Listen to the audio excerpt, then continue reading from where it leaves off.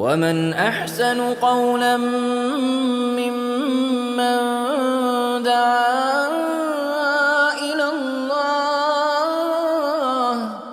وعمل صالحا وقال إنني من المسلمين.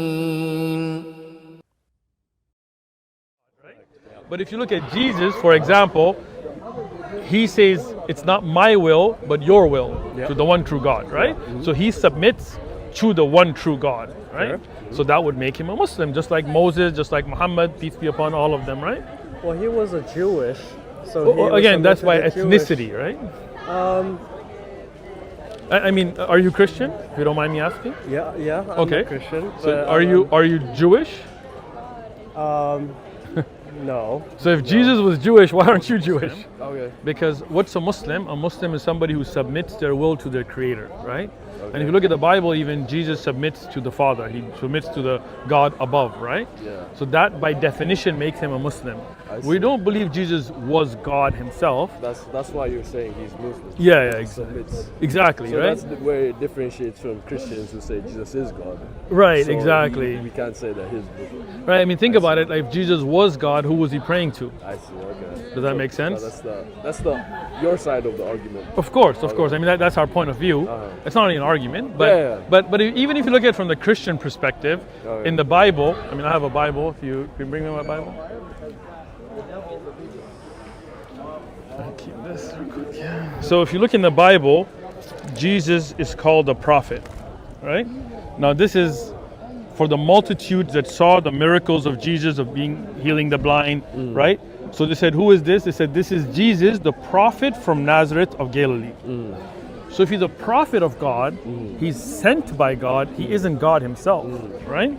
Now if you look at the Bible itself, Jesus prays to God, right? So he went a little further and he fell on his face. He put his face to the ground, the way Muslims pray by our face to the ground. And he prayed, saying, "Oh my Father, if it's possible, let this cup pass from me. Nevertheless, not as I will, but as you will."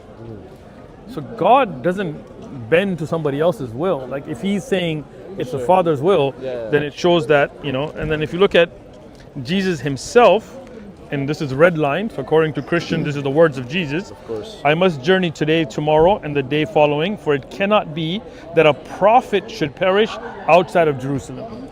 Right? Nowhere does it say a God cannot, right? Now, Jesus himself, when they said, "Good teacher, what shall I do to eternal life?" He said, "Why do you call me good? No one is good but the one that is God." Right? So he didn't say me as God. Yes, I am God, I'm good. No. Like he said, good teachers, so don't call me good. Or why do you call me good? The only one that's good is the one that is God, right? If you look in the Bible, it says, "I have come in my Father's name, and you do not receive me. If anyone comes to you in their own name, you receive them. How can you believe who receives honor from one another, but do not seek honor from the one who comes from the only God?" He doesn't say, "I am God." He says, "I have been sent by the only God." Right? And there's like hundreds of verses I could show you. But you see what I'm saying? Like this is a prophet, a Messiah, a messenger, not God himself. Like Jesus didn't know things. God's all knowing. Jesus couldn't do things. God's all capable. Jesus was tempted by the devil. God cannot be tempted. Right? In the Bible, it says God is not the Son of Man. Jesus is called the Son of Man in the New Testament, right? So that's our belief. And we love Jesus. We don't disrespect him. We don't make cartoons. We don't do any of that kind of thing. Like we love Moses. We love Abraham. We believe we're on the same religion as them. We believe churches and priests and popes kind of changed up the religion for political and kind of that pagan mindset of the Romans and Greek. Zeus and Hercules kind of crept into their belief. Because even when you look at the word son, the Bible uses the word son for a lot of people. For example, even a Catholic priest, if you see him, you say, "Forgive me, Father, for I have sinned." And he might say, "Son, go repent." Well, he doesn't mean that he literally is physically your father. It's a term of respect. So if Jesus called the Father as a term of respect in his language, that's possible.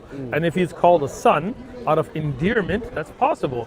But not a physical son. We don't believe God has children or wives or baby mamas or none of that, right? Does that make sense? Yeah, I see. Thanks for your conversation. You have a Quran? I'm Christian myself. I got you, but do you have a Quran? I don't have one. I'll give you one free. It's a gift. Yeah, I'll check it out. Sure. Thanks, It's always good to learn. Yeah, There's for one for sure. you as well. Thank you. Have a great day. Thank you. How you doing? Yeah, I was intrigued by your thing. Oh, thank you. Can you tell me about why Jesus is Muslim? Yeah, so by definition, what's a Muslim? A Muslim is somebody who submits to their creator, right? So we believe Jesus submitted to the will of the one true God, so that by definition makes him a Muslim. In that definition, then a lot of us worship creators Good. in general. A but that creator, doesn't right? make all of us Muslim. Right, but do you submit to the one true creator? Depending on what's true. Okay, there you go. So that's the difference. Like if somebody submits to worshiping a monkey, well, obviously that doesn't make him a Muslim because he's not submitted to the one true God, right? Correct, yeah. But if you look at Jesus, for example, he says it's not my will, but your will to the one true God, right? So he submits to the one true God, right? So that would make him a Muslim, just like Moses, just like Muhammad, peace be upon all of them, right? Well, he was a Jewish, so he was Again, that's why submitted to ethnicity, Jewish. right? I mean, are you Christian? If you don't mind me asking. Yeah, I'm Okay. a Christian. So but, are you Jewish? No. So if Jesus was Jewish, why aren't you Jewish? Well, at the time, they were Jewish by ethnicity. Okay, so there you go. That's what I was saying, right? But they also- so differentiate between ethnicity and belief. Right. So he was of the Hebrew race. Right. He wasn't of the Jewish faith.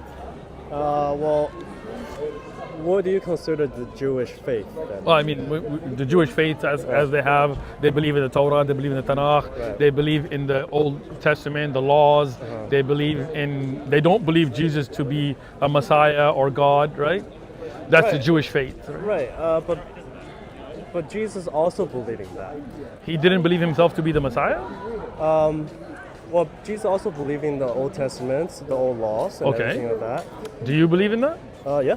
Okay, so- everyone would, right? In the Okay. Islam, So you do believe in the Old Testament? yeah. Okay, so for example, where it says in Exodus, Yeah. if a man beats his male or female servant with a rod so that he dies under his hand, he shall surely be punished. Notwithstanding, if he remains alive a day or two, he shall not be punished, for he is his property. You believe in that? Well, that you need to consider the historical context, right? Okay, I am. So when the time it was Exodus, what were the people doing? What is the societal structure? So Beating your slave to death and he's your property? That you think that's the laws of God?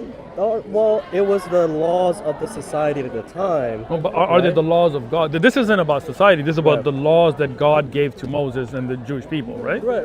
Well, I think it's more intricate than just say it is the law of God. So it's we have not to the law of consider- God?